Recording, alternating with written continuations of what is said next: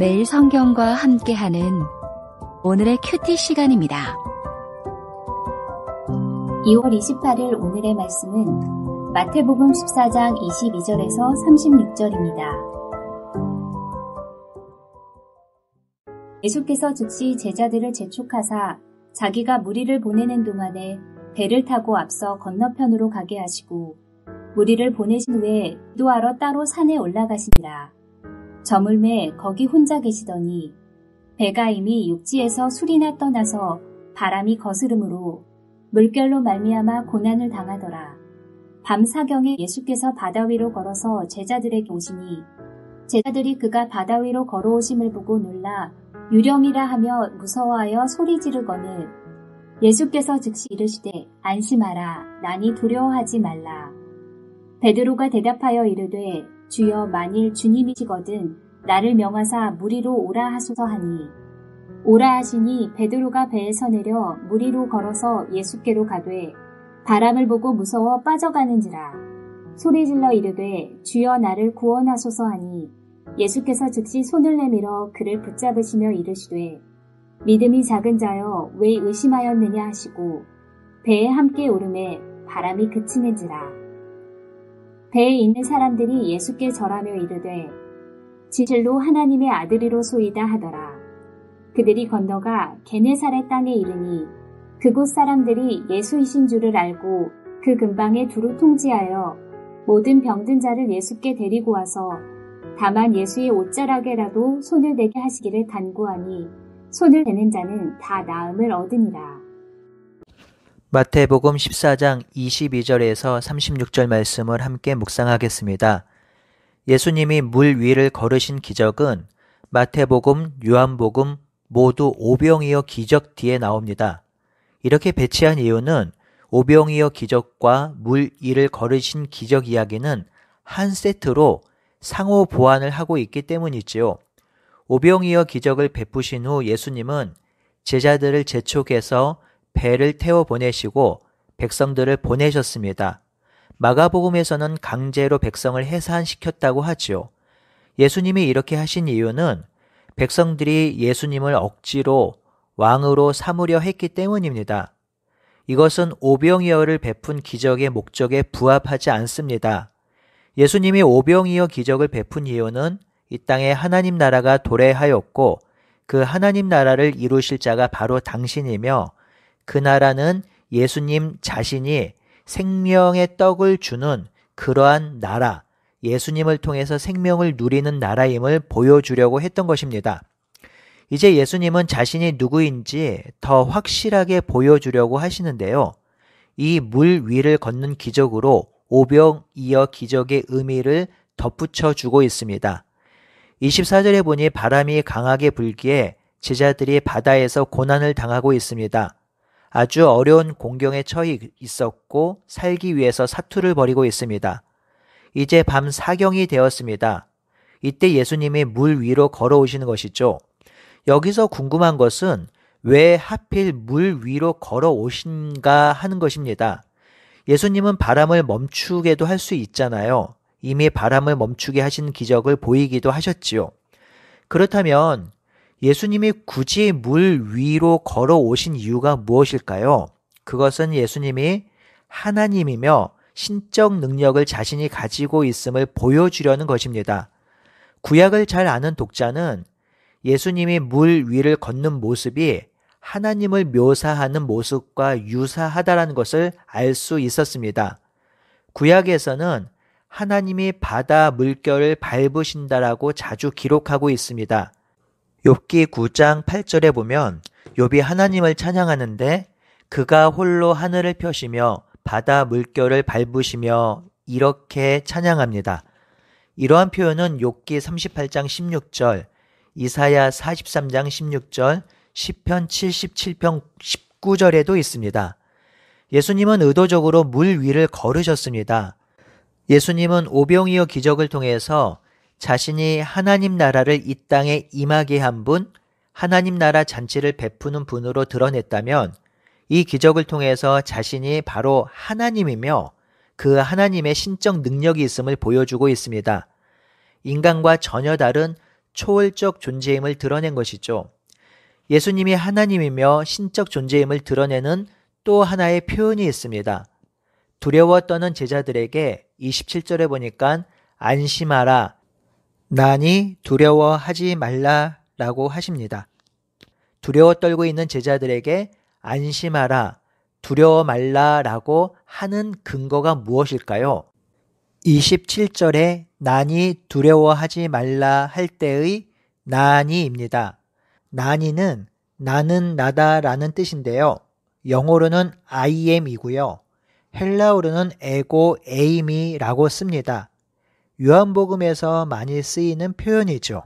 구약에서도 나옵니다. 하나님께서 모세에게 자신을 드러낼 때 쓰신 표현으로 나는 스스로 있는 자라고 하였는데요. 영어로 보면 I am that I am입니다. 그 의미가 나는 나다 있지요.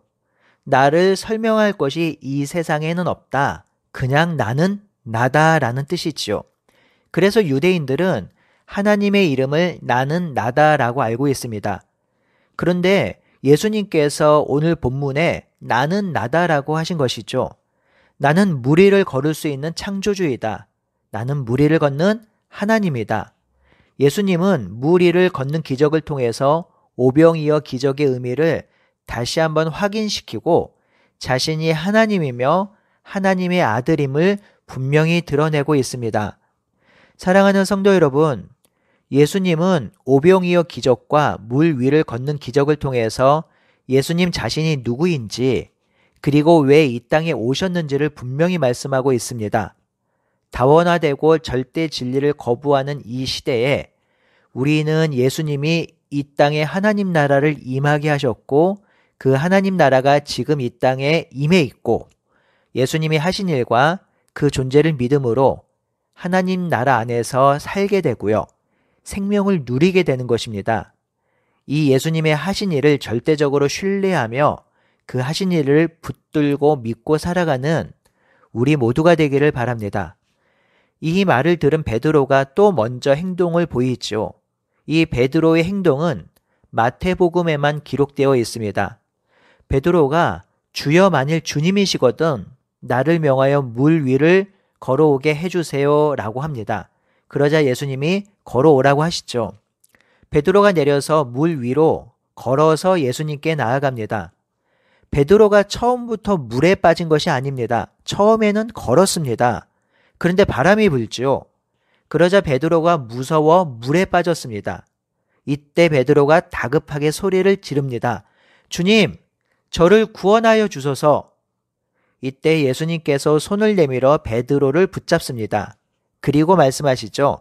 믿음이 작은 자여, 왜 의심하느냐.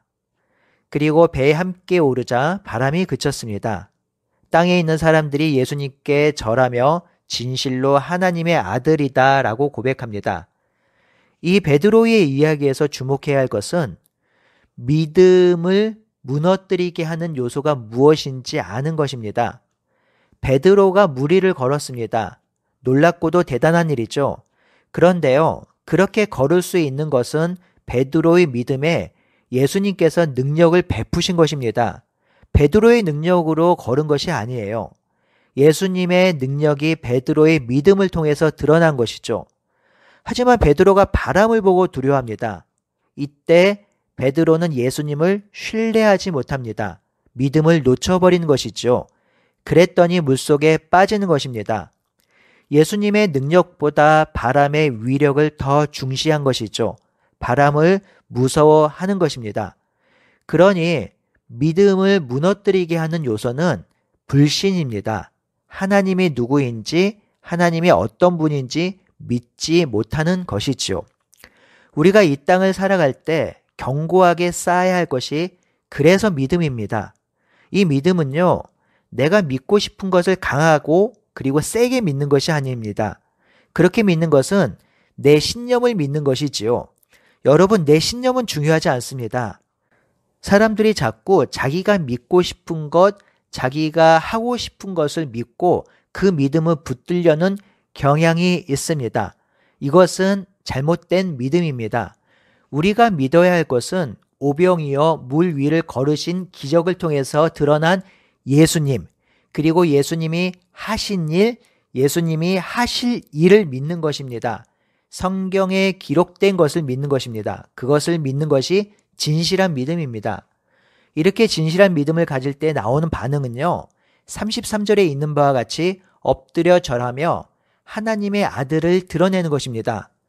우리가 하나님을 제대로 알고 예수님을 진실하게 믿는다면 우리가 제일 먼저 할 일, 가장 시급하게 할 일은요, 바로 예배이고 경배이고 찬양입니다.